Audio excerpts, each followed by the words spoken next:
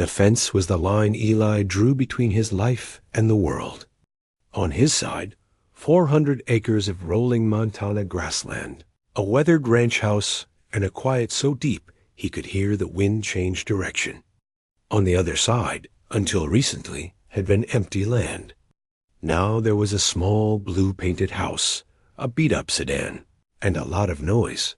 Eli Bennett was a man built from patience and routine. Since his father passed, the routines were what held the ranch and him together. Every day at dawn, he fed the horses.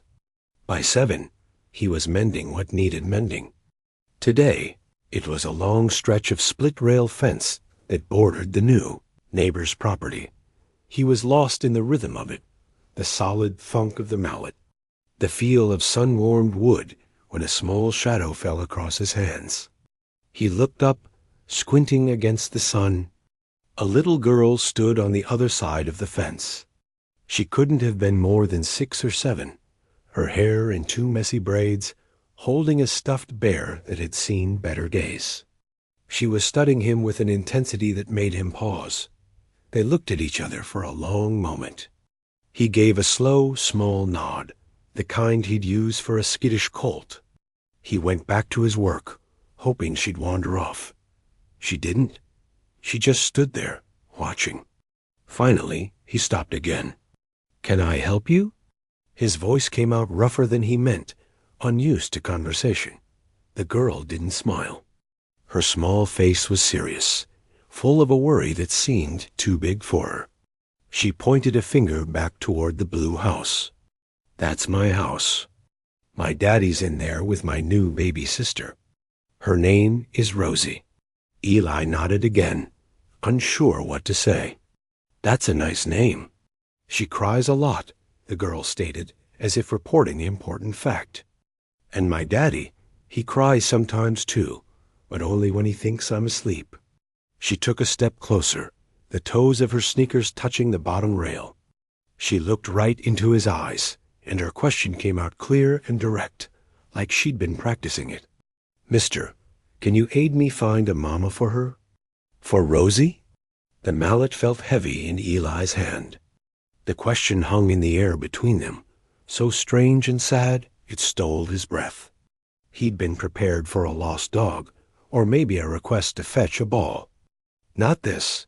I don't think I can do that," he managed, looking away toward the distant hills. "Why not?"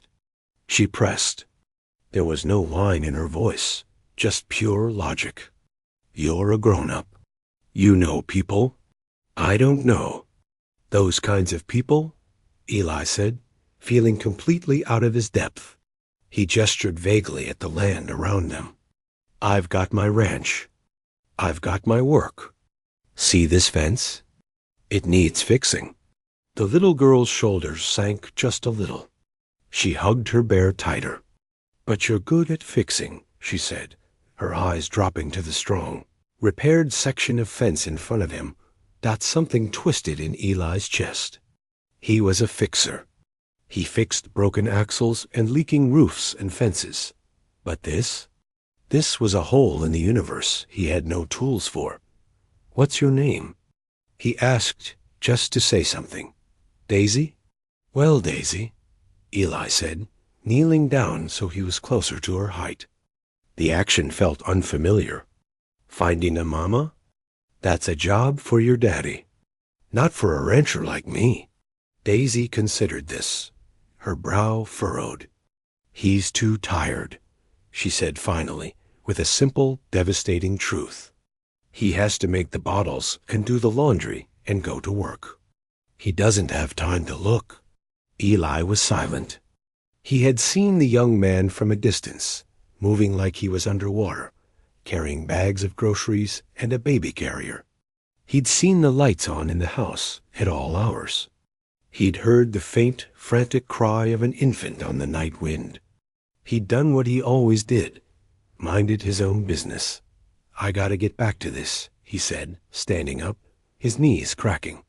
It was an excuse, a retreat to the solid, understandable world of wood and wire. Daisy didn't argue. She just watched him lift the mallet. But as he brought it down, she spoke again. Your porch has a wobbly board. By the steps. Someone could trip. Eli paused. He knew the board she meant. He'd been meaning to fix it for months. I could fix that, he heard himself say. The board. I could come by and fix that for you. A tiny light sparked in Daisy's eyes. It wasn't victory, but something like hope. She nodded once very seriously. Okay, tomorrow? Maybe tomorrow, Eli said, not making a promise he couldn't keep. She turned then and walked back toward the blue house, her bear dangling from one hand. Eli stood and watched her go, the mallet forgotten at his side. The weight of her request settled over him heavier than any piece of lumber. He looked from his quiet, orderly ranch to the small, noisy house next door. The fence, suddenly, seemed like a very flimsy thing. It kept the cattle in, but it couldn't keep out a little girl's sadness, or the echo of a question that now hummed in the quiet air. Asterisk, can you aid me? Asterisk, he finished the fence line as the sun began to dip, painting the sky in gold and purple. But his mind wasn't on the work. It was on a wobbly porch board and the profound, impossible task attached to it. For the first time in a long time, Eli Bennett's routine was broken, and not by something he could just hammer back into place. That Eli didn't go over the next day. He told himself he was too busy. The truth was, the thought of that little girl and her big question made him feel a strange, restless panic. He stuck to his routine, but his eyes kept drifting toward the blue house. He saw Daisy playing in the yard, talking to her bear. He saw her father sitting on the steps one evening, his head in his hands, not moving for a long time. On the third day, Eli found himself in his workshop, cutting a perfect replacement board for their porch. He told himself it was just neighborly, a safety issue, nothing more.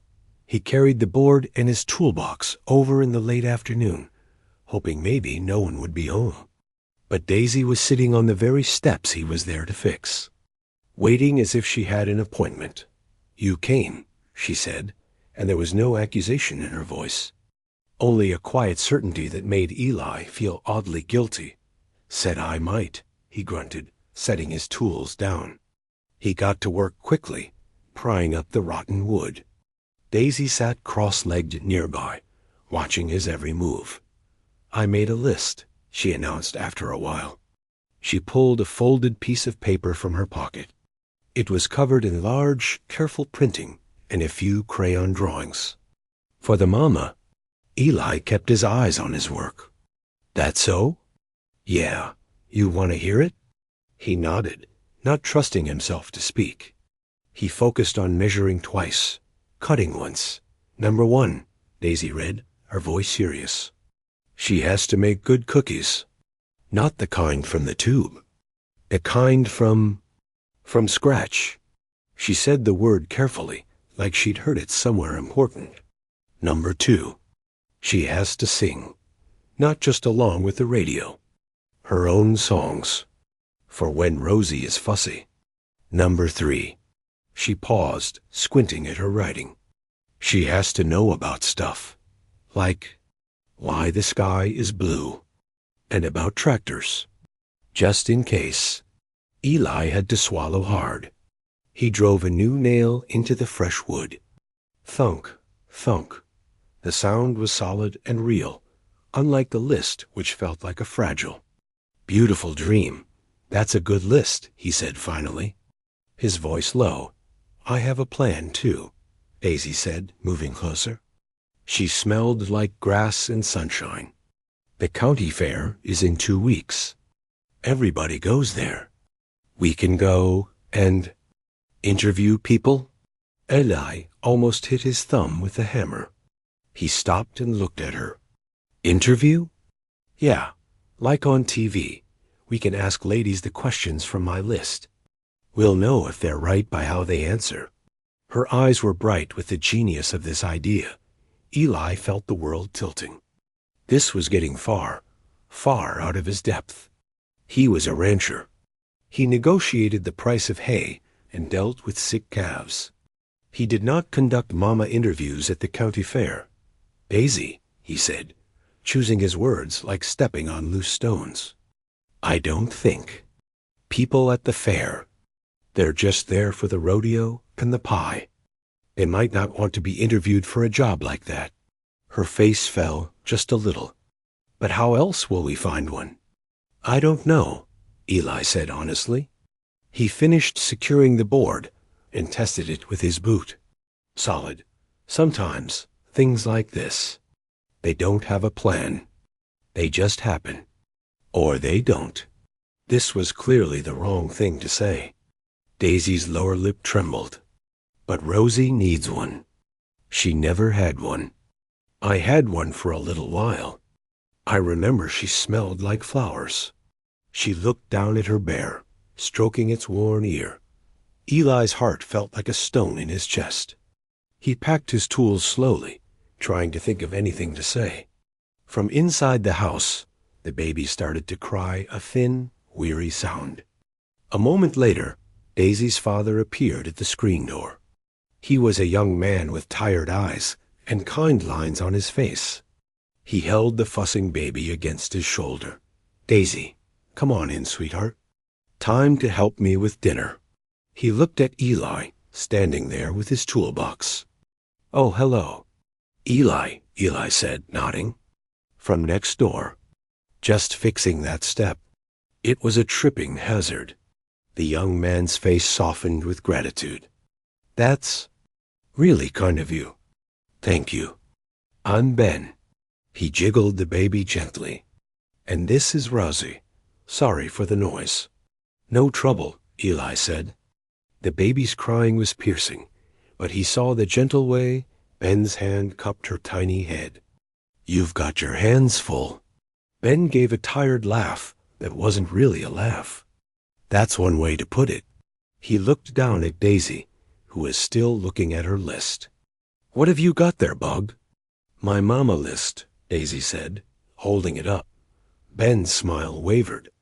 He met Eli's eyes for a second, and in that look, Eli saw an ocean of loneliness and exhaustion. It was a look he recognized from his own mirror years ago. Well, Ben said softly to Daisy, that's a very good list. Come on in now. Daisy stood up. She looked from her father to Eli, her young mind working. She walked to the door, then turned back. You'll think about the fair, Mr. Eli? The interviews? Eli just nodded, a short, tight movement. He couldn't say yes. He couldn't say no. He walked back to his ranch as the sun set. That night, he didn't just hear the baby cry. He listened to it. He thought about a man alone in a house with two little girls, trying to be everything. He thought about a list written in crayon. The next morning, before dawn, he did something that broke his routine. He made 2 extra breakfast sandwiches, eggs, and cheese from his hens. He wrapped them in foil, still warm. He didn't go to the door. He simply placed them on the now solid porch step, knocked twice, and walked quickly back to his land. He didn't do it to be part of a plan. He did it because a little girl had asked for help fixing something. And while he couldn't fix the big thing, he could, at least, fix a hungry morning. It was a small thing. Just a piece of wood, just a simple meal. But sometimes, he thought, that's all you have to start with. Just small, solid things to stand on. The county fair arrived in a wave of color and noise. For days, Daisy had been a quiet, determined shadow at the fence line, reminding Eli, "It's this weekend," she'd say, or "I practiced my interview questions." Eli had run out of excuses. He found himself on a bright Saturday morning, driving Daisy and Ben into town in his truck. Rosie was strapped in a carrier on Ben's chest, blinking at the world with wide blue eyes. Daisy sat between them, clutching her list, now neatly rewritten on a clean sheet of paper. Eli felt like he was marching to his own execution. The fairgrounds were packed. The air smelled of fried food, livestock, and sawdust. Daisy, however, was a general surveying her battlefield. She pointed decisively toward the rows of competition tents. "We should start there," she said. The baking tent. For the cookie question. The first candidate was a woman in her 60s with a kind face, arranging jars of pickles. Daisy marched right up. Eli and Ben hung back a few feet, Ben looking apologetic, Eli feeling like he wanted to sink into the earth. "Excuse me, ma'am," Daisy said, her voice clear. "Do you make cookies from scratch?" The woman looked surprised, then delighted. "Why, yes, honey, I do. My oatmeal raisin won a blue ribbon just yesterday." Daisy nodded, consulting her list. "Do you sing? Your own songs?" The woman chuckled. "Well, I sing in the church choir. Does that count?" Daisy thought about it. "Maybe." She then leaned forward and asked, in a confidential tone, "What do you know about tractors?" The woman blinked, then laughed warmly. "Not a blessed thing, sweetheart. I'm a city girl at heart." Daisy thanked her politely and walked back to Eli and Ben. "She was nice," Daisy whispered. "But the tractor part is important. For emergencies." They moved on. They interviewed a younger woman selling honey who knew all about bees but couldn't carry a tune. They met a lady with a beautiful voice who performed at the bandstand, but she confessed her cookies always burned. Each time, Daisy was polite and serious. Each time, she'd return with a small, thoughtful frown. She didn't fit the list, she'd say. Eli watched her. He saw the hope in her eyes slowly get chipped away by reality. He saw Ben watching her too, his own heart breaking a little with each failed interview. Eli bought them all lemonades, just to have something to do. The breaking point came near the quilting exhibit. Daisy was approaching another woman when Eli overheard two ladies standing by a prize-winning jam display. They were looking right at their little group. "Oh, my heart," one said, not unkindly, but with a loud, carrying pity. "That's the fellow who moved into the old Miller place. His wife passed, just tragic. And now he's got that newborn and the little one." The other woman clucked her tongue. "Such a burden for a young man. And it looks like he's getting help from old Eli Bennett. That's a surprise. Eli's been alone out there so long. I didn't think he knew how to talk to people, let alone children. They meant no real harm. But the words, such a burden, landed in the air like a stone. Daisy froze. She wasn't looking at the woman she was about to interview anymore. She was staring at the two ladies by the jam. Her small face went pale, then flushed a deep red.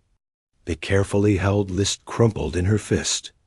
Eli saw it happen the moment she understood they were being pitied, that she and Rosie were being called a burden. Her brave, businesslike expression shattered. Her chin quivered.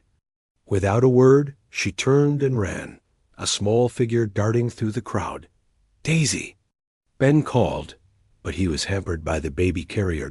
Eli moved without thinking. "I'll get her," he said, and plunged into the sea of people. He followed the flash of her bright shirt, his long legs covering ground. He found her a few minutes later, hidden behind the livestock barns, near the rabbit and poultry cages. She was sitting on an upturned bucket, her face buried in her knees, her shoulders shaking with silent sobs. Eli walked over slowly and sat on the ground next to her, not on the bucket. He didn't touch her. He just waited. The air back here was different, quiet, smelling of hay and animal fur, away from the crowd's judging eyes. After a long time, her crying slowed to hiccups. She didn't look up. "They think we're a problem," she whispered, her voice thick and muffled. Eli picked up a piece of straw, twirling it in his fingers. He thought about his own father after his mother died. A quiet, stoic man who never complained, but who sometimes sat at the kitchen table for hours, just staring at the wall. People in town called him that lonely rancher, and they said it like it was his own choice, his own fault. People say things, Eli said, his voice low and rough. Sometimes they don't think about how the words land. We're a burden, she said, repeating the terrible word. No, Eli said, the word coming out sharper than he intended. He took a breath. You're not. He paused, searching for the right thing. He decided on the true thing. My mama died when I was about your age. A little older. Daisy's head lifted slightly. One eye peered at him over her knee. My dad. He was like your dad, tired, sad, doing everything by himself. And I felt like that sometimes. Like a problem he had to solve. He looked out at the rows of rabbit cages. But I wasn't. I was just his kid, and he was doing his best. Just like your dad is. But we still need a mama, Daisy said, the core of her fear still there. The list didn't work. Eli tossed the straw away. Maybe the list is wrong. She looked at him fully now, her face tear-stained and shocked. But it's a good list. It is, Eli agreed. But a family. It ain't a puzzle where you find the missing piece that's the right shape. It's more like building a fence. He gestured with his hands, trying to make her see it. Sometimes you find a piece that fits pretty good over here. And then later, you find another piece that holds up that corner. It doesn't all happen at once. And it's never perfect. But it makes something strong. It makes a boundary that holds things safe. Daisy was listening, her big eyes fixed on him. The raw pain was fading, replaced by thought. You think? We already have some pieces? She asked. Eli thought of the breakfast sandwiches, of fixing the porch, of driving them to the fair. He thought of Ben's grateful, exhausted smile. He thought of the simple trust of this little girl sitting beside him in the hay. I do, he said, and it was the truth. She was quiet for another minute. Then she wiped her nose on her sleeve and smoothed out her crumpled list.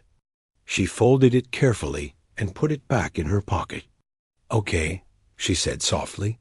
They sat there for a while, not talking, listening to the soft clucking of hens and the distant roar of the crowd. The grand plan was over. But something else, something quieter and more real, had begun in its place. A shared understanding, built not from a list of perfect qualities, but from broken pieces and honest words, found behind a barn where the rabbits lived. After the fair, things changed. It was quiet, the way a season changes, not all at once, but you wake up one morning and the air feels different. Daisy still visited the fence, but she didn't ask her big question anymore. Instead, she asked smaller ones. Can I see the chickens? Or, what's that horse's name? Eli found himself expecting her. He started keeping a couple of sugar cubes in his pocket for the old mare, knowing Daisy would want to feed her. He showed her how to collect eggs, her small hand so careful under his watchful eye. One afternoon, he even lifted her up to sit on the gentlest horse's back, walking her in a slow circle, while she held onto the saddle horn, her face lit with a pure, wide smile. Ben would sometimes wander over, baby Rosie in his arms, and watch from the porch. The silence between the two men was no longer awkward, but comfortable. They were two people who had both known loss, and now shared the quiet responsibility of a little girl's happiness. Then came the storm. It had been threatening all day, the sky turning a sickly greenish gray. The wind picked up, howling across the open land and whipping the trees. Eli was securing his barn doors when he saw the headlights of a car speeding down the long driveway from the blue house. It wasn't Ben's old sedan. It was an even older, smaller car that skidded to a halt near his own porch. An elderly woman, Ben's mother, scrambled out, her hair whipping in the gale. Eli! She called, her voice thin with panic. Eli, I need help. He jogged over, the first cold drops of rain starting to hit. What's wrong? It's the roof. In the baby's room. It's leaking something terrible, right over her crib. And the power's gone out. Ben's 2 towns over for a work emergency. He can't get back with these roads flooding. I've got the girls, but She wrung her hands. I can't move the crib myself, and the water's coming in buckets. Eli didn't hesitate. Show me. Inside the blue house, it was chaos. The wind screamed against the windows. In the small nursery, water was indeed pouring through a seam in the ceiling, a steady, cold stream landing directly into Rosie's crib, which was already soaked. Daisy stood frozen in the doorway, clutching her bear, her eyes huge with fear. Rosie was wailing, a sharp, scared sound from her grandmother's arms. Daisy, Eli said, his voice calm and firm, cutting through the panic. I need your help. Go to the linen closet. Bring every towel you can carry. Pile them right here. He pointed to the floor. She snapped into action, running off. He turned to the grandmother. Ma'am, you take Rosie to the driest room. The living room, maybe? Keep her warm. He then grabbed the dripping crib and hauled it into the hallway with one strong pull. The immediate danger to the baby was gone, but the water was still coming.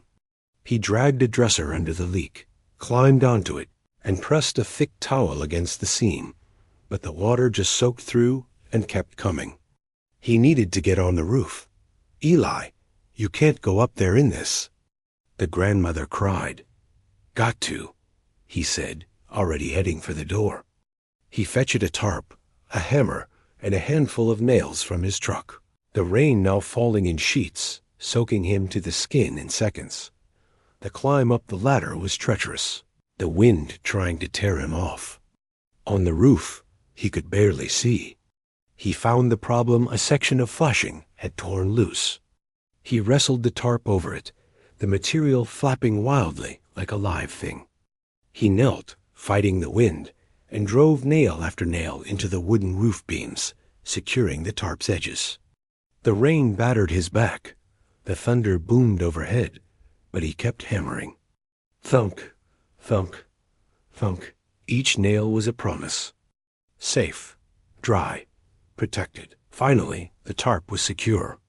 He slid back down the ladder, his hands numb and scraped.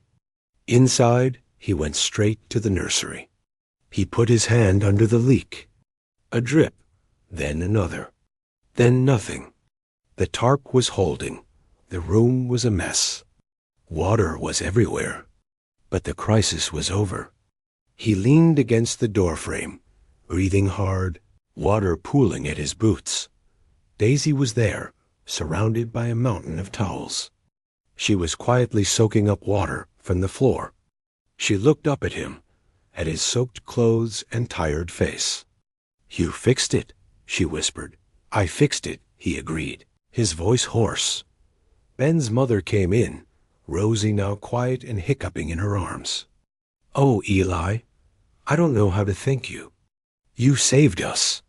Just being a neighbor, he mumbled, suddenly embarrassed by the emotion in the room. He helped them move things, mopping up the worst of the water. He found some candles and lit them, their warm glow pushing back the stormy darkness. He started a fire in the small fireplace to drive the damp chill from the air. Hours later, the storm had rumbled off into the distance. The power was still out, but the house was warm and dry. Rosie was asleep in a makeshift bed of blankets by the hearth. Daisy had fallen asleep on the couch, exhausted, her bear tucked under her chin. Ben's mother was dozing in an armchair. Eli was sitting on the floor, leaning against the wall, when Ben finally burst through the front door, his face pale with worry and rain-streaked. He took in the scene, the calm, the sleeping children, the crackling fire, and Eli, sitting quietly in the candlelight, Ben's shoulders slumped with a relief so profound it looked like pain. He walked over and knelt by his sleeping daughters, touching each of their heads softly. Then he looked at Eli. His eyes were shiny. My mom called.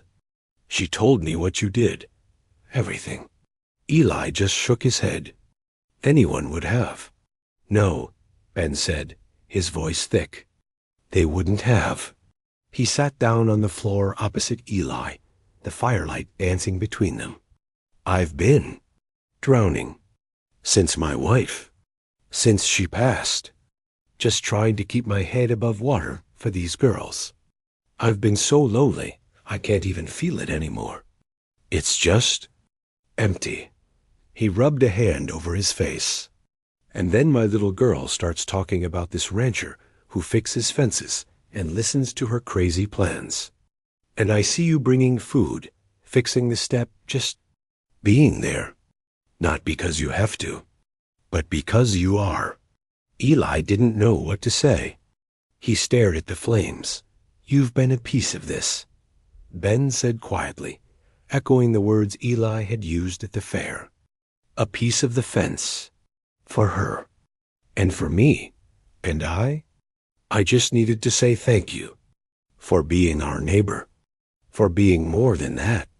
Eli finally met his gaze. He gave a slow, single nod. No more words were needed. The storm outside had passed. Inside, for the first time in a long time for both men, there was a deep, solid peace. They sat in the quiet, watching over the sleeping children. Two men who had been islands finding, piece by unexpected piece, that they were no longer alone. Winter came softly to the ranch, laying a blanket of white over the fields and fences. The frantic energy of the storm had passed, and in its place was a rhythm so natural it felt like it had always been there. Eli's porch light was now a beacon in the evenings, and more often than not, it shone on the path between the two houses, worn smooth by frequent travel. Daisy's visits were a daily fixture. She came after school, her small boots leaving tracks in the snow, to help with the afternoon chores. She had her own little rake in the barn, and she took the job of tidying the horse's stall with a seriousness that made Eli hide a smile. She talked while she worked, about school and her friends, and the new words Rosie was trying to say. She never mentioned the list. It was as if the dream of finding a single, perfect person had been gently packed away, and in its place was the comfort of what was real. One bitter cold afternoon, Eli was in the kitchen. He was not a fancy cook, but he had mastered a few simple, hearty meals. Today, it was a beef stew, the kind that simmered all day and filled the whole house with a warm, rich smell. He was chopping carrots when he saw them coming through the falling snow bin, carrying Rosie bundled up like a little pink marshmallow, and Daisy skipping ahead. A feeling warm as the stew settled in his chest. He didn't wait for the knock. He just opened the door and stood back to let them in. A gust of cold air swirling around them. Smells like heaven in here, Ben said, stamping snow from his boots. His face, which had once been drawn with exhaustion, was relaxed. Just stew, Eli said, but he pulled out chairs at the big wooden table, the one that had been too large for one person for too long. The meal was noisy and simple. Daisy needed help cutting her meat. Rosie, in a high care, Eli had quietly bought from a second-hand store and fixed up, banged a spoon, and giggled when Eli made a funny face at her. Ben talked about possibly expanding his small mechanic business, his eyes alight with a hope Eli hadn't seen before. They were easy together, the conversation flowing around mouthfuls of bread and stew. After dinner, Ben washed the dishes while Eli dried.